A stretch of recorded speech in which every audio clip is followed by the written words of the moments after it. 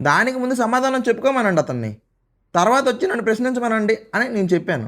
దానికి ఆ విషయానికి ఆ వీడియో నేనంటే డిలీట్ చేయించాలంట. ఎందుకు డిలీట్ చేపిస్తాను? నేనేం ప్రశ్నించాను అతన్ని? TV5 వాళ్ళు కదా ప్రశ్నించారు. వెళ్ళి అక్కడ ప్రూవ్ చేసుకోమని చెప్పండి షేక్ ఇంతమేజ్ గారిని. Open challenge to watch the rumble to go for live అనేసి. I'm also coming with my own proofs అని నువ్వు స్ట్రాంగ్ గా పెట్టి పర్వాలేదు. స్క్రిప్ట్ వల్ల పెద్ద పెద్ద వాళ్ళు కూడా ముందుకు వచ్చారు జెన్యున్గా. దాన్ని కూడా మీరు స్క్రిప్ట్ అంటే చెప్తున్నాను, మీ కొడుకు ప్రాణం కోసం మీరు చేసిన ఈ అబద్ధాలు కొడుకు ప్రాణం కోసం అని మాత్రం నేను అనండి. ఎందుకంటే తండ్రి డబ్బుల కోసం ఆశపడి అందరినీ బ్లేమ్ చేస్తున్నారు. ఎందుకు? సింపతి అనేది వాళ్ళకు ఉంటుందని. లైక్ మనకి ఆడియో కాల్ ఒకసారి వినిపిస్తాను, ఒకటి వినండి. వాళ్ళకి సింపతి ఉండి వాళ్ళని ఎవరిని నమ్మరు అంటే ఎందుకు నమ్మరు?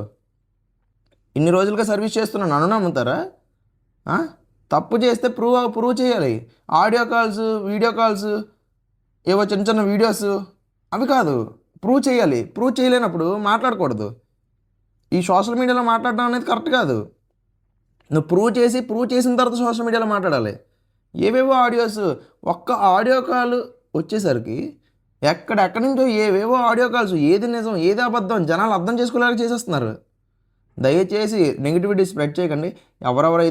ఎవరెవరో కాదు, ఓన్లీ 2-3 ఎవరైతే మీరు చేస్తున్నారో దయచేసి ఆపండి దాన్ని. నాదైతే ఎటువంటి తప్పు లేదు. అండ్ చెప్తున్నాను, నా తప్పు ఎటువంటిది లేదు. అదే నిజం. ఆ నిజం ఆల్రెడీ ఇప్పుడు బయట పెట్టాను. సరే, మీరు ఏదో అనుకుంటున్నారు కదా, అదే చేయండి. ఇంకా బయటికి లాగుదాం అనుకుంటే బయటకు వచ్చేది నేను కాదు, మీరు. అది గుర్తుపెట్టుకొని చేయండి. ఇంజెక్షన్ అయిపోయిన తర్వాత పేరెంట్ వస్తారు, ఆ రోజు అప్పుడు మాట్లాడతాను నేను.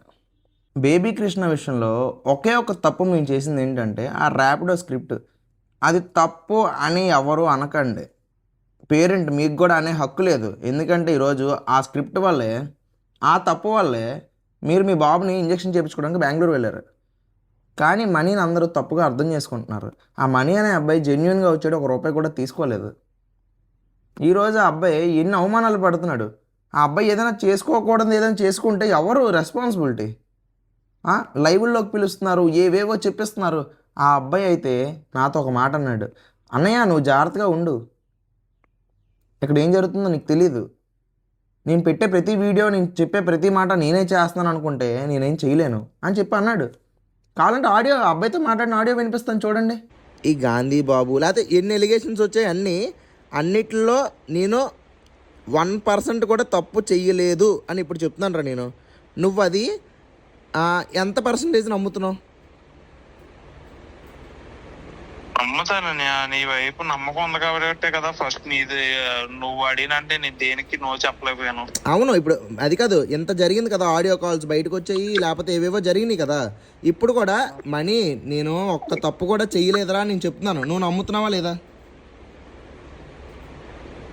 నమ్ముతానని, కానీ నీకు అర్థం కాని విషయం ఏంటంటే అని అక్కడున్న జాతకు ఉండని అంతకు మించి నేను ఏం చెప్పలేను నీకు. నువ్వు ఇంక నేను పెడుతుంది నేనే పెడుతున్నాను అని అనుకుంటే ఇంక మరి నేను ఏం చేయలేను. మనీ నాకు తెలుసురా. రే మనీ, నువ్వు పెట్టట్లేదు, నీతో పెట్టిస్తున్నారు అన్న విషయం నాకు తెలుసు.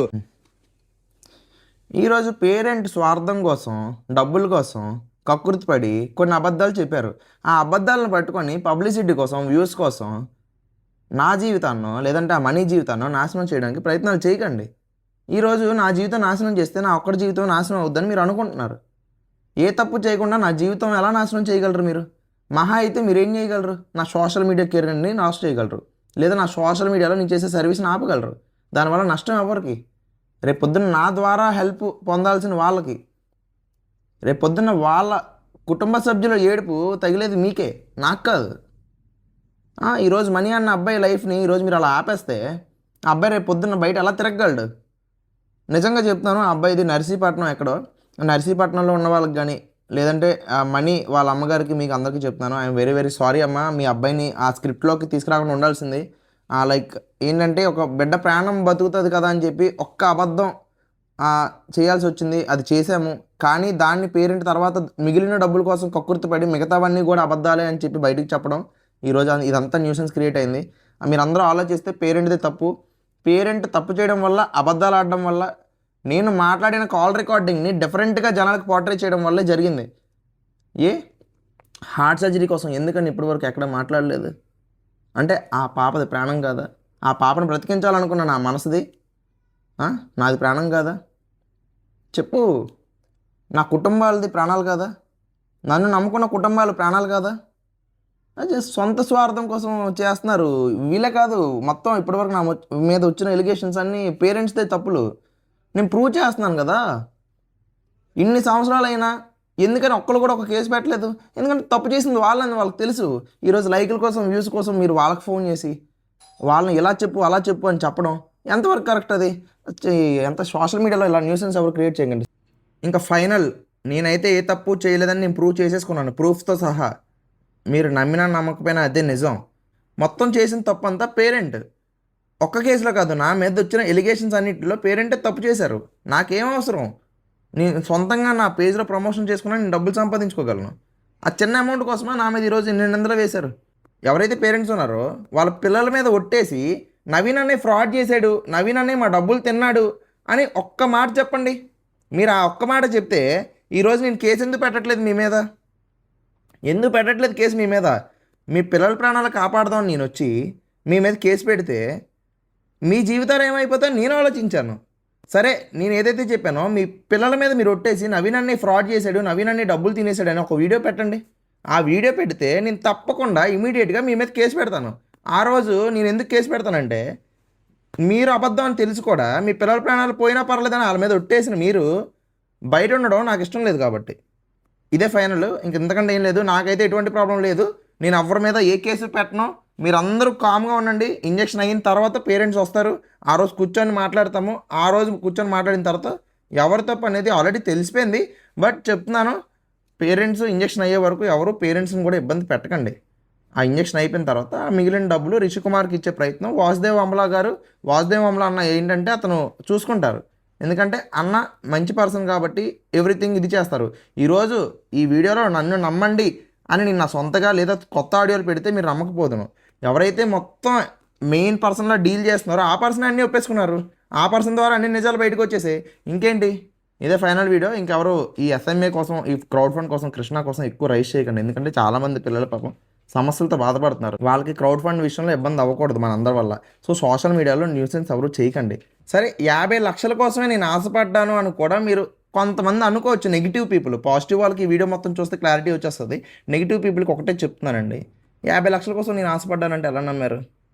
నేను ఈ గోలంతా బయటికి రాకముందే మన కృష్ణా దగ్గర కూర్చొని ఒక మాట చెప్పాను. నేను అసలు ప్లే చేస్తాను చూడండి. గవర్నమెంట్ స్కీమ్ తీసుకొస్తే ఫస్ట్ డొనేషన్ నాదే. ఆల్రెడీ తారీఖు మా అమ్మగారు ల్యాండ్ ఇచ్చేసాను. ఇంకా మా నాన్నగారికి ఒక ఇల్లు ఉంది విజయవాడలో. ఆ ఇల్లు కూడా నేను డొనేట్ చేసేస్తాను. ఆ ఇల్లు ఏదో మారుమూల గ్రామాల్లో లేదండి, విజయవాడ నడిబొడ్డున బస్ స్టాండ్కి దగ్గరలో కృష్ణలంకలోని. నేను చూపిస్తాను వీడియో, మీరు చూడండి. ఆ ఇల్లు నేను డొనేట్ చేసేస్తాను. మా అమ్మగారి పేరు మీద లేదా నా పేరు మీద, మా డాడీ పేరు మీద ఎంత బంగారం ఉందో ఆ బంగారం అంతా ఇచ్చేస్తాం. చెప్తున్నాను, ప్రజెంట్ మేము ఉంటున్న ఇల్లు కూడా నేను డొనేట్ చేసేస్తాను. ఎందుకు చెప్తున్నాను? మా ఇంటి పిల్లలు చనిపోతున్నారు కాబట్టి నేను చెప్తున్నా. సో చూశారు కదా ఏం చెప్పాను.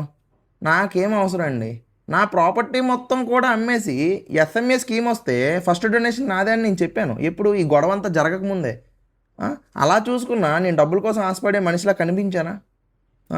నేను తారు ల్యాండ్ అమ్మింది నిజమే, ఆ డబ్బులు మాకు ఇచ్చాడు అని చెప్పి ఆ కుటుంబం చెప్పిన ఈరోజు ఆ ర్యాపిడో స్క్రిప్ట్ వేయడం వల్ల అది కూడా అబద్ధం అనుకుంటున్నారు. అది ఎంత బాధగా ఉంటుందో మీకు తెలుసా? చాలామంది చైన్లు లేదంటే గోల్డ్ రిలేటెడ్ వస్తువులు, చౌదుద్దులు బోల్డ్ అమ్మారు. వాళ్ళందరిది అబద్ధం అన్నట్టు ఉంటుంది. దయచేసి అలా చేయకండి. ఒక కృష్ణా ప్రాణం కోసం తప్పక అదొక స్క్రిప్ట్లా చేయాల్సి వచ్చింది. అది జస్ట్ ఆ రోజు ర్యాపిడో రైడ్ ఒకటే స్క్రిప్ట్ అవ్వాలి తప్ప ఆ బైక్ అమ్మడం లేదా అమ్మి ఆ టైంలో ఆ మనిషి ఏడవడం అవి స్క్రిప్ట్ కాదండి. నిజంగా మనిషి మనసులో అమ్మేద్దామనే ఉంది. తను కూడా దాంతోపాటు తన ప్లాటినా కూడా అమ్మేస్తానని చెప్పాడు. ఈరోజు ఆ మనిషినా మీరు అందరూ అంటున్నారు. ఆ పేరెంట్ ఆడిన అబద్ధాల వల్ల ప్రతిదీ స్క్రిప్ట్లా కనిపిస్తుంది, ప్రతిదీ తప్పులా కనిపిస్తుంది. దయచేసి అందరూ ప్రతిదీ నమ్మకండి. సోషల్ మీడియాలో ఏంటంటే ప్యానిక్ క్రియేట్ చేసి మిగతా పిల్లలకి ఎఫెక్ట్ అయ్యేలా చేయకండి. దయచేసి ఇదే నా లాస్ట్ వీడియో. నమ్మినా నమ్మకపోయినా. సో నాకైతే చాలా వర్క్స్ ఉన్నాయి. నేనైతే ఇంకా ఎటువంటి క్రౌడ్ ఫండ్ చేయను. నన్ను ఎవరు కాంటాక్ట్ అవ్వకండి. నేను కూడా ఎటువంటి హెల్ప్స్ ఇంకా చేయాలనుకోవట్లేదు. ఎందుకంటే ఇలాంటి మనుషుల్ని మళ్ళీ నేను ఎదుర్కొనే అంత ధైర్యం అయితే నాకు లేదు. ఐఎమ్ వెరీ సారీ, నేనేం తప్పు చేయలేదు. ఎవరైతే ఆడియన్స్ ఉన్నారో లైక్ మీ అందరికీ, లైక్ ఎస్ఎంఏ పేషెంట్స్ అందరికీ, లైక్ ఆ రోజు ఈ కృష్ణా ప్రాణాన్ని కాపాడడం కోసం చేసిన చిన్న స్క్రిప్ట్ ఇంత ప్యానిక్ క్రియేట్ చేసి మీ క్రౌడ్ ఫండ్స్లో కూడా ఇబ్బంది క్రియేట్ చేస్తుంది కాబట్టి మీ అందరికీ సారీ. సో పబ్లిక్ కూడా కొద్దిగా మిగతా క్రౌడ్ ఫండ్స్కి హెల్ప్ చేయండి. ఇంత గోల చేశారు కదా అందరూ, ఒక 50 లక్షల కోసమా?